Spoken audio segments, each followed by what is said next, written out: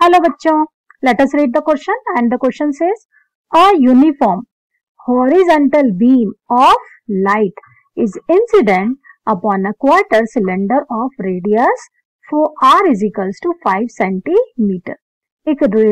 एक यूनिफॉर्म जो रेज है पैरेलल रेज है ना, हॉरिजॉन्टल बीम ऑफ लाइट जो है is incident upon a quarter cylinder. वो किस पे इंसिडेंट होती है?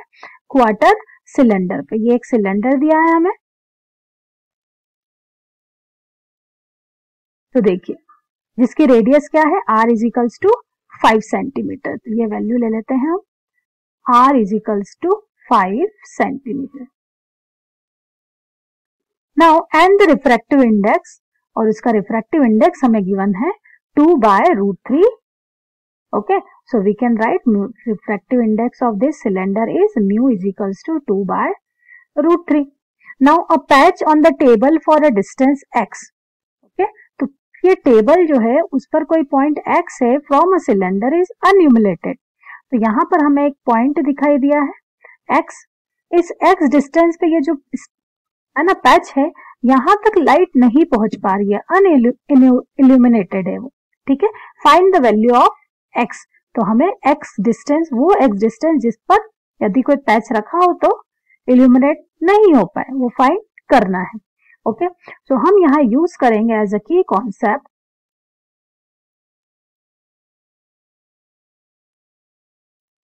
We will find a critical angle for this rays. तो हमें पता है for critical angle we can write sine of critical angle theta C is equals to refractive index of rare medium to the refractive medium of denser medium. Okay, तो हमें पता है कि जब भी कोई रे, ठीक है, कहां से डेंसर टू रेयर मीडियम में ट्रेवल करती है तो it will bend away from light. ठीक है, ये हमेशा क्या हो जाएगी? Away from normal. ये नॉर्मल से अवे हो जाएगी. अब किस एंगल के लिए, इंसिडेंस के किस एंगल के लिए जो हमारी रिफ्रैक्टेड रे वो कितनी डिग्री हो जाए? 90 डिग्री.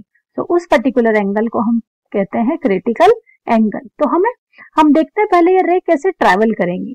ओके, तो यहाँ पर ये हमें क्रिटिकल एंगल का कॉन्सेप्ट है जो यूज करना है, दैट विल बिकम अवर की कॉन्सेप्ट. चलिए अब सॉल्व करते हैं. सबसे पहले देखिए, यहाँ पर मैं फिर से ड्रॉ भी कर सकती हूँ. देखिए ये सिलेंडर है, ये किसी टेबल पे रखा है, ये सिलेंडर की रेडियस गिवन है और ये डिस्टेंस है x, जहां तक हमारी पैच जो है ना, इल्यूमिनेट नहीं हो पाता है. पहले जो रेज है वो क्या आ रही हैं? वो पैरेलल आ रही हैं. तो अब देखिए ये सिलेंडर की इस वर्टिकल सरफेस पे जाते हैं, तो ये देखिए एज अ प्लेन मिरर काम करेगा. तो हमें पता है प्लेन मिरर से रेज अनडेविएटेड पास हो जाएंगी. ओके, अब ये जो रेज अनडेविएटेड पास हुई हैं, ये कर्व्ड सरफेस पे इंसिडेंट होंगी. ओके, अब यहाँ पर जो हमारा म्यू है, मींस ये डेंसर मीडियम है, correct, as compare to the air. ये मीडियम हमारा एयर है, जो कौन सा मीडियम है? रेयरर मीडियम है. सो डेंसर से रेयरर मीडियम है तो वो अवे फ्रॉम नॉर्मल ड्रॉ करेंगी. तो सबसे पहले चलिए हम ड्रॉ कर लेते हैं नॉर्मल. हमें पता है कि किसी भी कर्व सरफेस के लिए जो नॉर्मल होगा वो सेंटर से इस तरह से परपेंडिकुलर लाइन ड्रॉ करेगा. Correct, so that will be our normal. ठीक है, यहाँ पर हम लिख देते हैं ये हमारा नॉर्मल है. अब किसी इंसिडेंट एंगल है ना, किसी भी incident ray, let us draw. ये हमारी इंसिडेंस रे है इस तरह से. ओके, ये इंसिडेंस रे है. इंसिडेंट रे के लिए नॉर्मल है तो ये अवे फ्रॉम नॉर्मल. ठीक है, अवे फ्रॉम नॉर्मल क्या हो जाएगी? बेंड हो जाएगी. तो हम क्या देखते हैं कि ये जो एंगल बन रहा है, ये एंगल जो कहलाएगा वो हमारा इंसिडेंस एंगल कहलाएगा. ठीक है, तो हमें पता करना है कि इंसिडेंस का किस एंगल के लिए ये जो एंगल है रिफ्रैक्टेड रे जो है वो क्या है, कुछ इस तरह से टर्न हो जाए, जिसके लिए इसका मतलब ये जो एंगल R है इसकी वैल्यू कितनी हो जाए? 90 डिग्री. ओके, सो चलिए फाइंड करते हैं. Here sine theta C is equals to rarer medium का refractive index by denser medium का refractive index.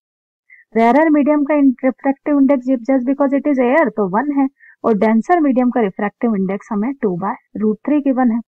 So sine of theta C, so यहां से हम लिख सकते हैं sine of theta C is equals to √3/2।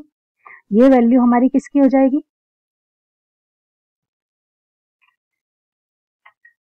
Is equals to sine of 60 degree. तो हम कह सकते हैं critical angle is equals to 60 degree. तो हम क्या यहां से समझ सकते हैं कि for any incidence angle greater than 60, अगर हमारा इंसिडेंस का एंगल 60 डिग्री से ज्यादा है, so R will be, therefore refractive angle will become 90 degree. Means हम कह सकते हैं total internal reflection will take place. चलिए, तो लेट अस सपोज कि जो हमारा वैल्यू है इंसिडेंस का एंगल है वो 60 है, और जिसके लिए हमारी जो R है वो कितना हो जाती है, 90 डिग्री हो जाती है। अब हम बात करते हैं ये ट्राइंगल, अगर आप देखिए ये है A, यहां पर हम दे दें B और ये नाम दे दें हम C। ओके, तो ये हमारा 90 डिग्री हो गया, ये हो गया हमारा 90 डिग्री, करेक्ट। ये हो गया हमारा 60 degree.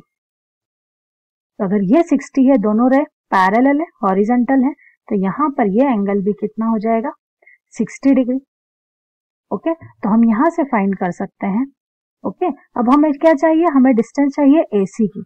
So AC in our triangle ABC is an hypotenuse. Okay, so we will write in triangle ABC. Let us find cos theta, और theta यहाँ पे acute angle कौन सा है, 60 degree. So cos 60 is equals to base upon perpendicular. Base क्या है हमारा, base है हमारा AB by base upon hypotenuse. Cos 60 is equals to base upon hypotenuse. So that will be B by H. AB base हो गया हमारा और hypotenuse हो गया हमारा AC. So let us write the value. AB की वैल्यू कितनी है हमारी, देखिए अगर this value is R, so definitely this value is also R. तो हम AB को लिख सकते हैं R by AC is given R plus X. Cos 60 की वैल्यू अगर अप्लाई कर दे, so 1/2 is equals to R by R plus X. So from here we can get R plus X is equals to twice of R. Alternatively we can get X is equals to R. लेकिन R की value हमें given है कितना, 5 centimetre, correct. तो हमारी जो distance of X है जिसके बाद हमें जो पैचेस हैं वहां वो एल्यूमिनेट नहीं हो पाएंगे, तो मैक्सिमम डिस्टेंस हमारी कितनी आ गई, 5 centimetre. I hope this solution will be helpful to you बच्चों। Thank you so much.